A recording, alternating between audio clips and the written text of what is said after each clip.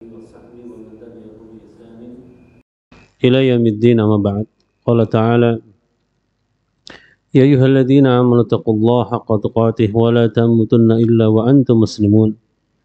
يا أيها الناس اتقوا ربكم الذي خلقكم من نفس واحدة وخلق منها زوجها وبث منهما رجالا كثيرا ونساء واتقوا الله الذي تساءلون به والأرحام إن الله كان عليكم رقيبا. أيها الذين آمنوا اتقوا الله وقولوا قولا سديدا يغفر لكم أعمالكم ويغفر لكم ذنوبكم ومن يطع الله ورسوله فقد فاز فوزا عظيما. Alhamdulillah, kita bersyukur kepada Allah Ta'ala atas nikmat yang Allah Ta'ala berikan, terutama nikmat iman dan juga nikmat untuk kita bisa menuntut ilmu.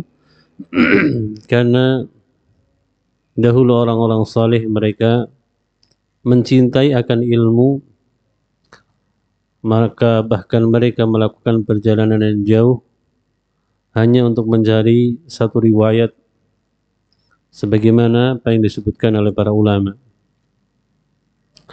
Maka beruntunglah kalau kita di masa sekarang juga senang untuk menuntut ilmu, apalagi ilmu yang bersumber dari Nabi SAW, dari hadis-hadis beliau.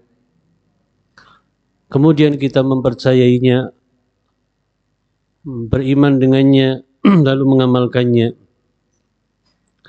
Itulah orang-orang yang dirindui oleh Rasulullah SAW. Suatu ketika Rasulullah berkata kepada para sahabatnya, aku rindu bertemu dengan saudara-saudaraku. Maka para sahabat berkata, bukankah kami saudara-saudara engkau ya Rasulullah? Tidak, kata Nabi SAW. Kalian adalah sahabat-sahabatku. Saudaraku yang kurindui adalah mereka yang gak pernah berjumpa dengan aku, tetapi beriman kepadaku. Jadi mereka gak pernah berjumpa dengan Nabi SAW, tetapi mereka beriman kepada Rasulullah. Itulah orang yang dirindui oleh Rasulullah SAW.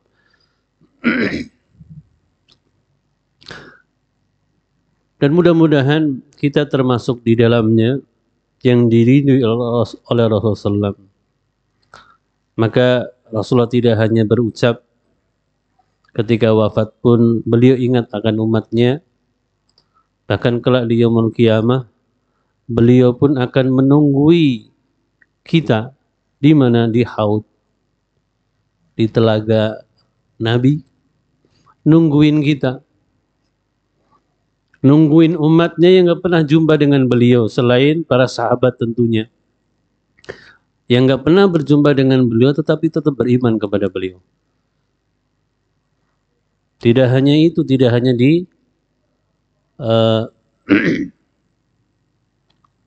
telaga Nabi, tapi beliau juga akan menunggui kita di sirat sambil berdoa kepada Allah agar kita diselamatkan.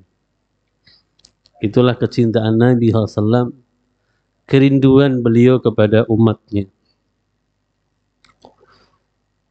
Maka beruntung dan bersyukur kita kepada Allah ketika kita menjadi umat Nabi SAW yang gak pernah melihatnya tetapi beriman dengan semua yang datang dari beliau. Tasdiq, membenarkan semua bima ja'a min Rasulillah, dengan apa-apa yang datang dari Rasulullah SAW yang telah dikumpulkan oleh para ulama dalam kitab-kitab hadisnya. Ya. Dan inilah yang menjadi sebab kita kelak akan dicintai oleh Nabi SAW dan mendapatkan syafaatnya di yaumul qiyamah. Berikutnya jamaah yang dirahmati Allah Ta'ala, Imam Bukhari menyebutkan pada hadis yang ke-1117, qala al-mu'allif rahimahullah ta'ala Muhammad bin Ismail al-Bukhari haddathana Ali bin Hujr qala akhbarana Syarik anil Abbas ibni Darih an Amir an ibni Abbas qala inni la ara li jawabil kitab haqq haqqan qaraddis salam. Menceritakan kepada kami, kata Imam Bukhari, Ali bin Hujr, beliau berkata, mengabarkan kepada kami Syarik dari Abbas bin Darih, dari Amir, dari sahabat yang mulia Ibnu Abbas, turjumanul Quran, penafsir Quran di zaman Nabi SAW, ya, dengan sebab doa yang beliau sampaikan, ya, kepada Ibnu Abbas. Beliau berkata, Ibnu Abbas ini, Abdullah bin Abbas, ini sesungguhnya aku la ara, memandang, li jawabil kalam, li jawabil kitab, menjawab kitab, menjawab surat maksudnya, menjawab tulisan yang berupa surat haqqan, itu adalah hak. Qaraddis salam, sebagaimana menjawab salam, sebagaimana membalas salam. Jadi kalau kita dikasih surat, dijawab. Kalau sekarang di WA, yuk dijawab WA-nya. Ya. Kalau dia ngasih kabar, minimal kita mengucapkan apa? Ya, syukran katsir, jazakallahu khairan atas informasinya. Kalau kita tidak butuh jawaban, dia nggak butuh jawaban, kita hanya butuhnya balasan. Kalau sudah diterima, kita bersyukur atas informasi yang disampaikan. Syukran, jazakallahu khairan katsiran atas informasinya. Kalau berupa informasi, kalau berupa pertanyaan, ya kita jawab. Entah jawabannya sesuai dengan yang ditanya, atau kita jawab, wallahu a'lam, aku tidak tahu. Ya, itu namanya membalas. Ya, jadi membalas jawab WA itu seperti menjawab salam.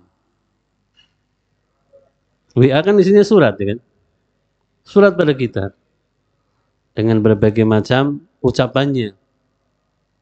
Ya. Maka kita jawab sebagaimana kita menjawab salam. Apa yang disebutkan Ibnu Abbas ini memang am, ya, umum, tulisan. Dan ternyata memang tulisan ini menjadi perkara yang hari ini dominan dalam bentuk tulisan elektronik. Entah itu email pun mungkin sekarang agak jarang. Sekarang lebih mudah pakai WA di medsos. Terus sebagian pakai Twitter, sebagian pakai yang lainnya, atau di Facebook. Ya. Dan Masya Allah, Islam telah memberikan petunjuknya, ya, petunjuk tentang masalah yang menimpa manusia pada abad-abad sekarang. Jadi kata beliau, inni la'ara li jawabil kitab haqqan. Sungguhnya aku memandang menjawab surat itu hak, ya, sebagaimana menjawab salam. Kan kalau kita ngasih tulisan kemudian tidak dijawab, kalau ketemu kan mesti akan ngomong, di WA lah dijawab, gitu. Iya kan? Karena dia butuh untuk dijawab, entah itu cuma terima kasih, entah itu apa itu. Makanya beliau seperti seseorang mengucapkan salam, ya dibalas. Ya. Seperti mengucapkan salam, karena ini adalah hak dari saudara. Ya, hak dari saudara menjawab. Ya, menjawab apa yang disampaikan. Nah, jawaban ini kan macam-macam, sesuai dengan yang diharapkan dari orang yang meminta jawaban. Sama kalau kita ada orang nanya alamatnya si fulan, ditanya kita cuma diam saja. Ya. Nggak boleh, kita jawab. Jawab itu kan bisa jadi dua. Jawab tahu, jawab tidak tahu. Kalau tidak tahu juga jawab. Jangan tidak tahu cuma diem. Ya, kalau tidak tahu jangan cuma diem, bilang aja maaf, saya nggak tahu rumahnya Pak ini, nggak tahu. Saya juga bukan orang sini, misal begitu. Atau saya baru di sini. Nah, sehingga orang itu membutuhkan jawaban atas sebuah pertanyaan baik lisan maupun tulisan. Dan inilah hak untuk ya tadi menjaga hubungan sesama kaum muslimin.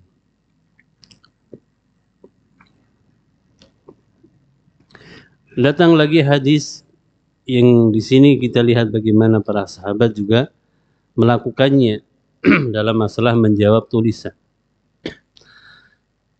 حدثنا أبو رافع قال حدثنا أبو أسامة قال حدثني موسى ابن عبد الله قال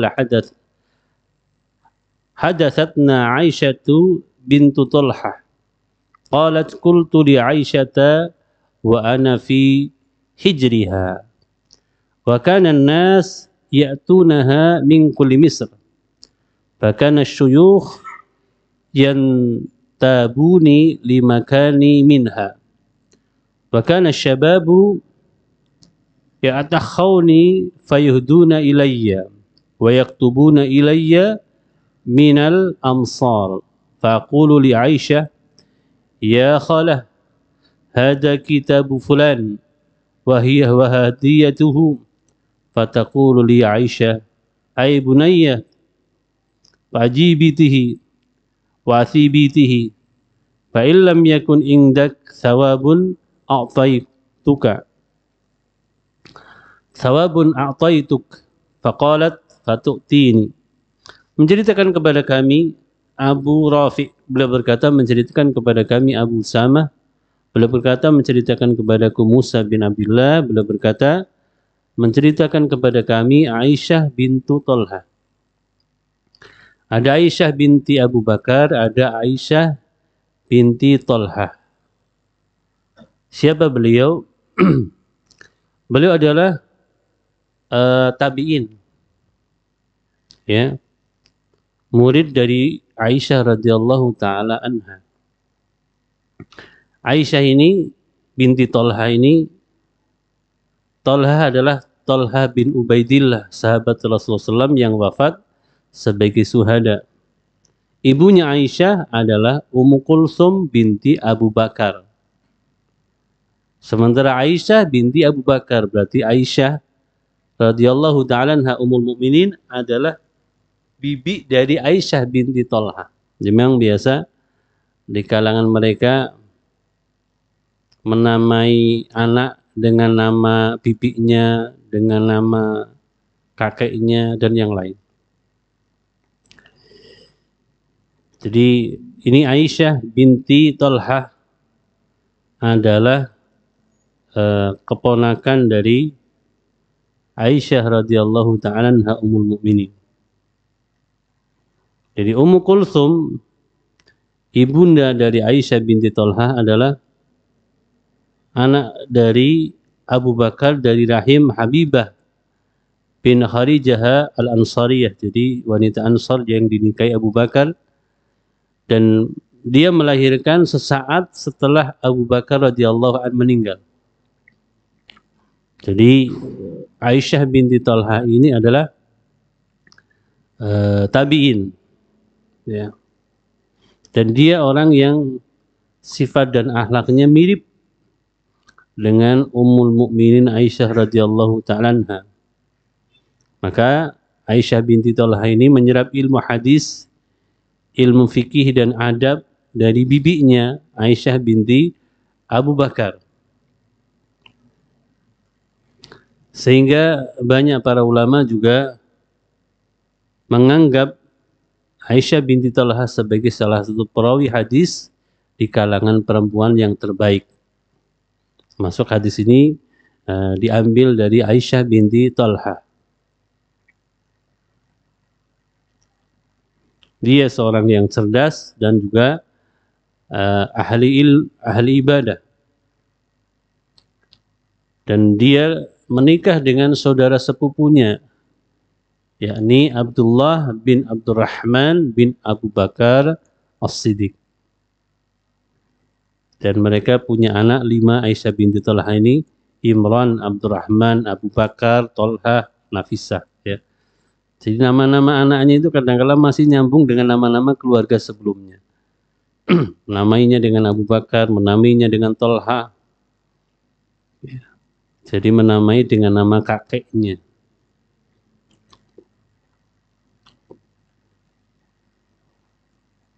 Banyak para ulama memberikan pujian kepada Aisyah binti Talha.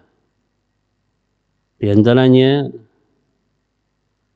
Yahya ibnu Ma'in, salah seorang ulama hadis yang sezaman dengan Imam Ahmad, memasukkan nama Aisyah binti Talha sebagai perawi hadis yang siqah, dan hadis-hadisnya dapat dijadikan sebagai hujjah atau sebagai sandaran dalam hukum. Ya. Demikian pula Abu Za'rat Ad-Dimsyaki juga menyebutkan keutamaan dan kedudukan putri dari sahabat Rasulullah SAW, Talha bin Ubaidillah, yaitu Aisyah binti Talha. Beliau seorang wanita yang mulia yang meriwayatkan hadis dari Ummul Mukminin Aisyah radhiyallahu ta'ala anha. Ini kita lihat bagaimana perjalanannya waktu itu bersama bibinya, yaitu Aisyah Ummul Mukminin. Kata beliau, qultu, kata Aisyah bintu Talha, qultu li Aisyata wa ana fi hijriha. Aku berkata kepada Aisyah sedang saya berada dalam asuhannya. Wa kana an-nas ya'tunaha min kulli Misr. Pada waktu itu manusia datang dari berbagai kota. Ya, tentunya ketika berjumpa dengan Ummul Mukminin, ya mereka bertanya, karena Aisyah adalah ahli fikih di kalangan sahabiyah, ya, di kalangan para wanita zaman itu. Fakana syuyuhu yantabuni limakani minha. Dan orang-orang tua juga sering datang kepada saya karena kedudukannya, ya, kedudukan saya darinya.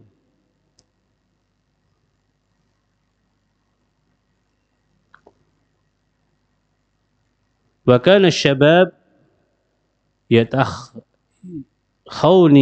fayuhduna ilayya. Demikian juga para pemuda, mereka memberikan hadiah kepadanya. Wa yaktubuna ilayya minal amsar, dan mereka juga menulis surat kepada saya dari berbagai tempat tadi. Fa'aqulu li Aisyah, lalu aku berkata kepada Aisyah, ya khalah, wahai bibi, hada kitabu fulan wa hadiyatuhu, ini tuh tulisannya fulan, suratnya fulan, dan hadiah darinya.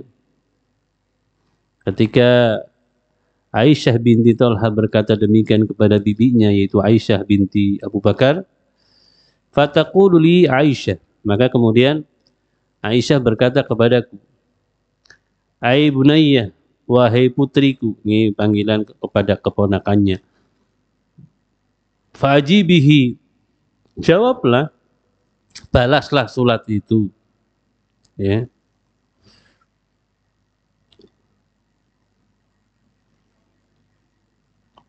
Fa illam yakun indaka thawabun a'taituka.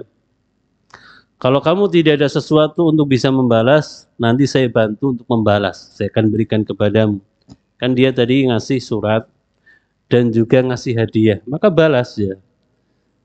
Balas dengan surat, balas juga dengan hadiah. Kalau nggak punya sesuatu yang kau berikan kepada dia berupa hadiah, nanti aku akan memberikan kepadamu, kata Aisyah kepada keponakannya, yaitu Aisyah binti Talha. Ya, lihat bagaimana pengajaran Aisyah radhiyallahu taala anha kepada keponakannya. Makanya tadi kan disebutkan Aisyah binti Thalhah ini perawi hadis yang dipercaya karena keilmuannya dan akhlaknya, di bawah bimbingan bibinya, dan bibinya adalah Ummul Mukminin, ya, ibunya orang-orang beriman, istri Nabi SAW yang dicintai oleh beliau, yaitu Aisyah radhiyallahu taala anha.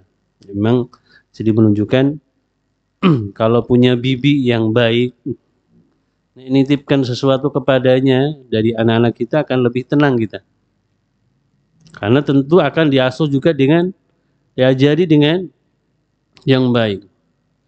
Kalau kita menitipkan bibi kepada bibi yang kurang ilmu dinnya, ya nanti jadi berat.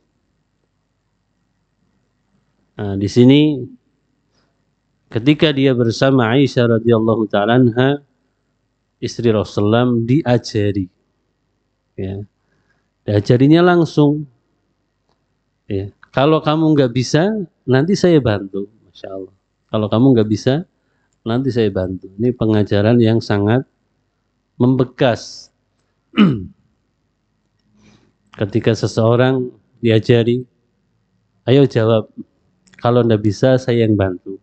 Nah, ini kan membuat dia akan berusaha menjawabnya, ya, berusaha semaksimal mungkin. Baru ketika sudah tidak bisa, dia akan mengembalikan, yang ini saya nggak bisa. Nah, baru akan dibantu. Ini kembali juga terkait dengan hadis sebelumnya, membalas tulisan, ya. Di samping dia terkait juga dengan membalas hadiah, karena orang-orang di zaman itu setelah Rasulullah SAW wafat, ya, mereka ingin memberikan hadiah kepada para istri Nabi SAW demi memuliakan mereka, ya, karena memang keluarga Nabi kan tidak boleh makan sedekah, bolehnya makan hadiah. Makanya suatu ketika Rasulullah SAW melihat cucunya Hasan bin Ali mendapati makanan kurma, dia makan. Nabi kemudian segera mendatanginya, lalu meminta mengeluarkannya sambil dicongkel dari mulutnya kurma yang baru lagi dikunyah. Suruh keluarkan. Ini tuh kurma sedekah. Keluarga kita nggak boleh makan sedekah. Bolehnya makan hadiah. Maka kalau hari ini rame masalah habaib, kan rame ya masalah habaib. Jadi kalau betul-betul dzurriyyah Nabi SAW, keturunan Nabi, maka dia tidak makan sedekah. Ya, jadi keturunan Nabi itu tidak boleh makan sedekah, bolehnya makan hadiah. Jadi kita memberikan kepada dia hadiah, karena sedekah itu kan harta pembersih, ya, harta pembersih untuk orang-orang beriman dari harta yang lain yang dia miliki. Khudh min amwalihim shadaqatan tutahhiruhum wa tuzakkihim biha. Sarana pensuci. Maka keluarga Nabi tidak mengambil bagian dari sedekah. Bagian yang diambil, yang dibolehkan mereka adalah hadiah.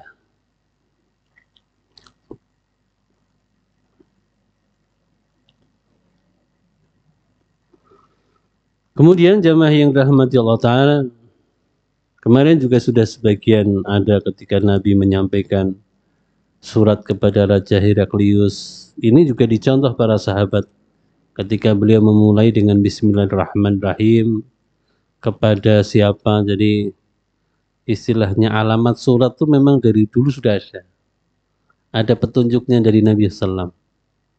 Seperti halnya yang dilakukan di zaman Marwan, Abdul Malik bin Marwan, Khalifah Bani Umayyah.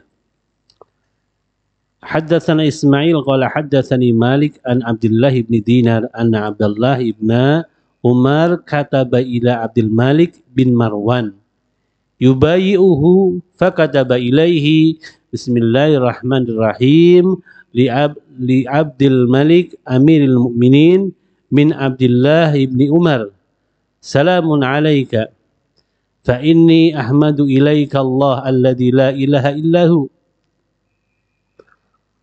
wa uqirru laka bisam'i wat ta'ati ala sunnatillahi wa sunnati rasulih fima istata'tu. Menceritakan kepada kami, kata Imam Bukhari Ismail, beliau berkata menceritakan kepadaku Malik dari Abdullah bin Dinar dari bahwasanya Abdullah bin Umar menulis surat kepada Malik bin Marwan. Ya. Abdullah bin Umar adalah putranya Umar bin Khattab, menulis surat kepada Abdul Malik bin Marwan. Jadi Abdullah bin Umar hidup sampai zamannya Abdul Malik bin Marwan yang waktu itu menjadi penguasa Bani Umayyah.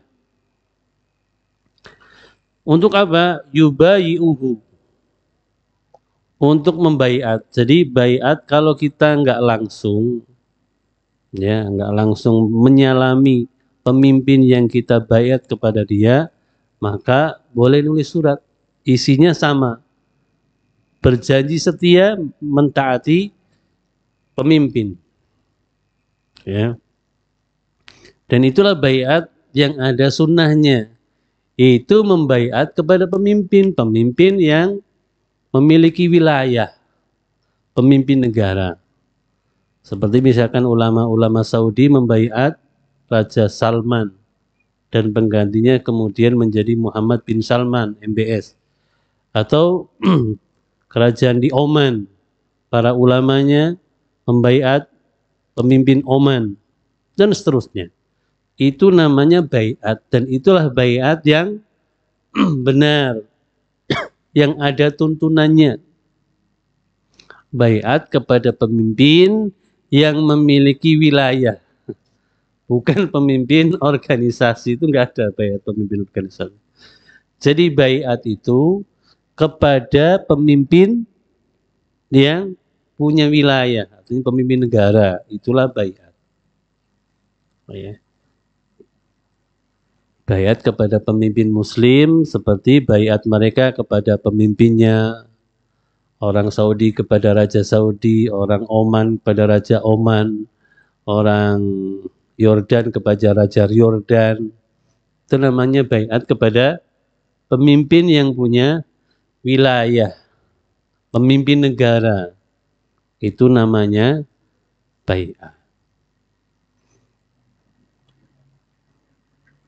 Kalau dia hidup di sana tidak berbaiat, itu matinya jahiliyah.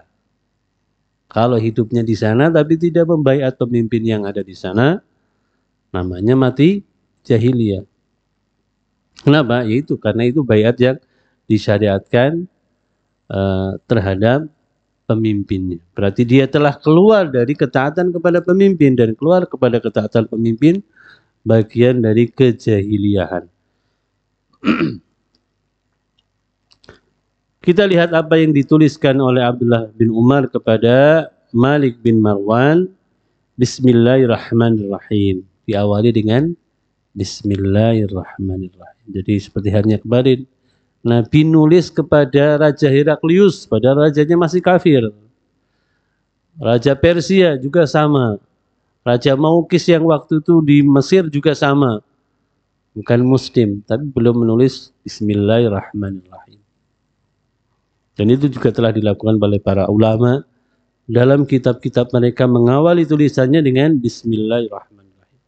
Li Abdul Malik Amirul Mukminin, kepada Abdul Malik, yaitu Abdul Malik bin Marwan, pemimpin kaum mukminin.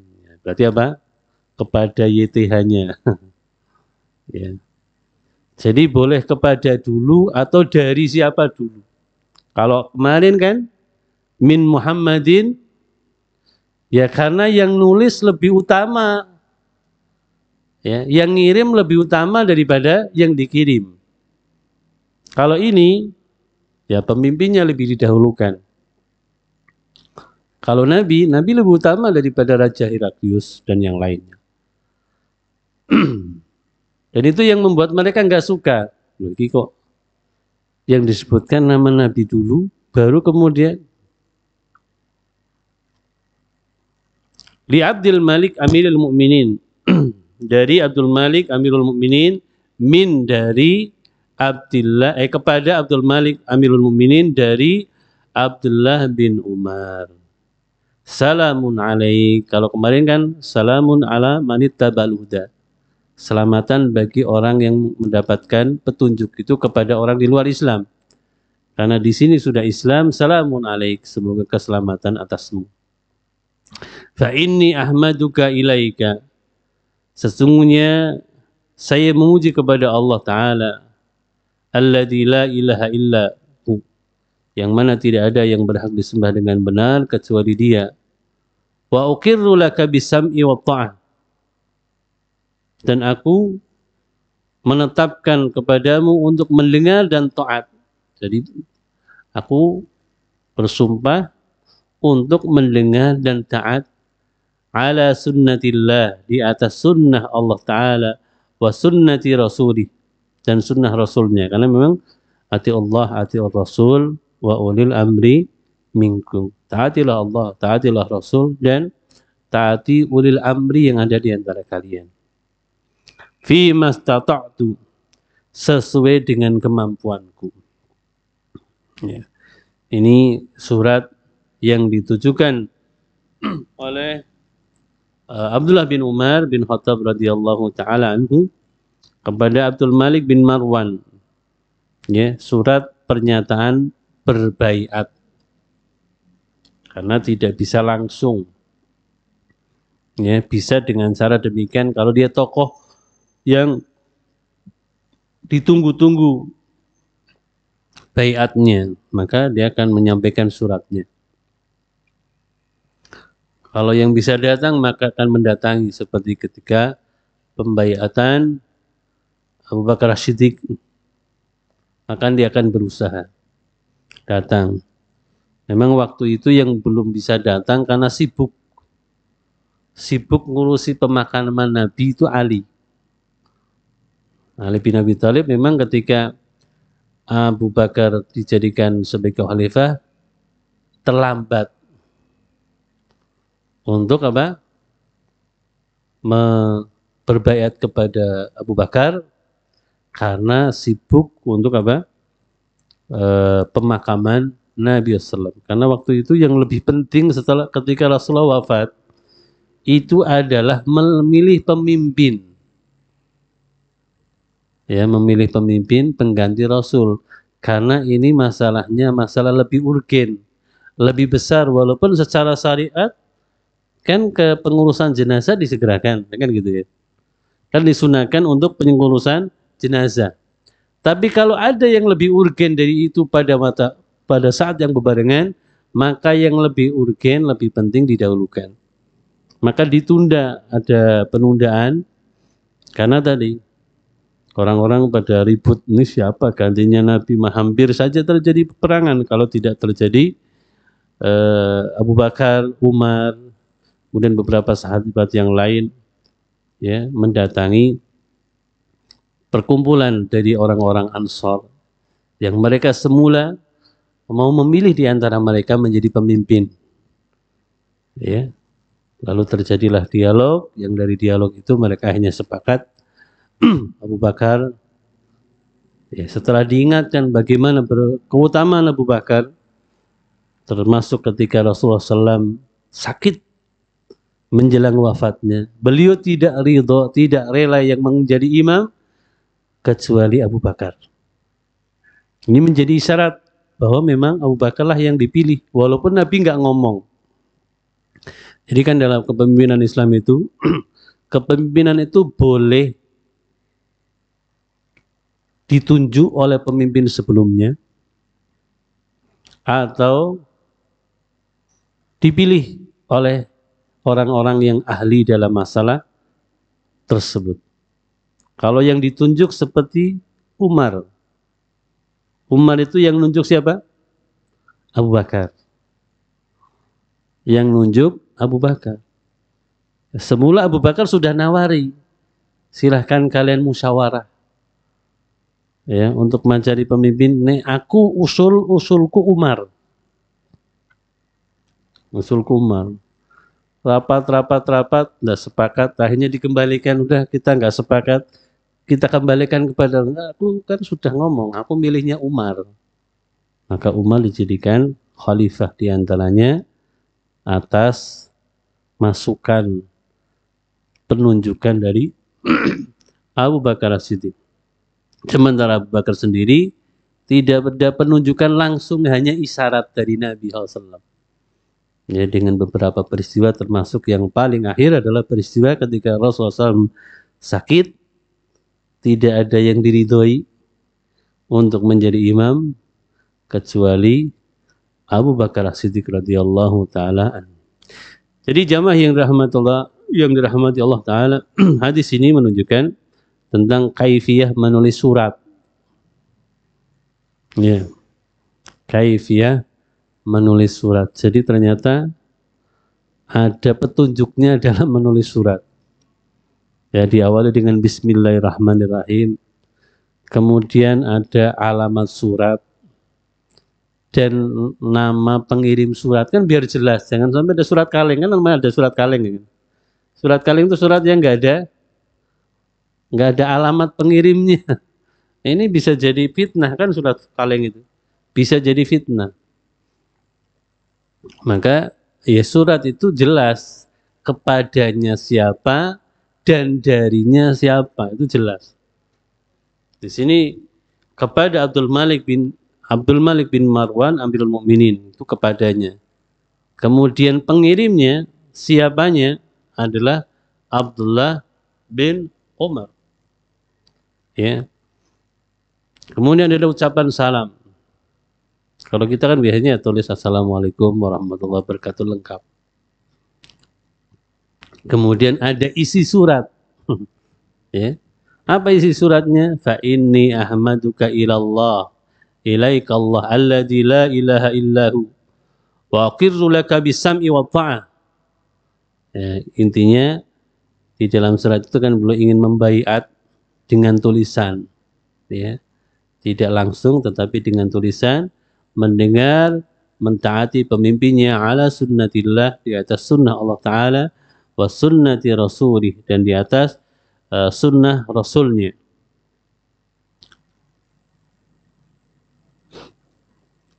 Nah, ini bisa masuk di dalamnya ada terkait dengan bagaimana kepemerintahan dalam Islam, dan juga dimasukkan di dalamnya adalah adab-adab salam, juga adab-adab menulis surat. Ya, makanya seringkali saya sampaikan, kita tuh sudah lengkap. Mau apa lagi aturan yang nggak ada dalam Islam? Ada. Ya, ada. Aturan yang terbaru yang harus dikeluarkan, yang mestinya ada, pelarangan LGBT itu sudah ada. Ya kan? Pelarangan LGBT kan sudah ada dalam ayat Al-Quran, dalam hadis. Larangan untuk menyukai sesama jenis, jangan mengikuti perilakunya kaum Lut. Udah itu diterapkan. Dan memang yang punya aturan melarang hanya umat Islam. Dan yang berani melarang. Karena ini terkait dengan hal yang dosa besar. Di Singapura, MUI sana,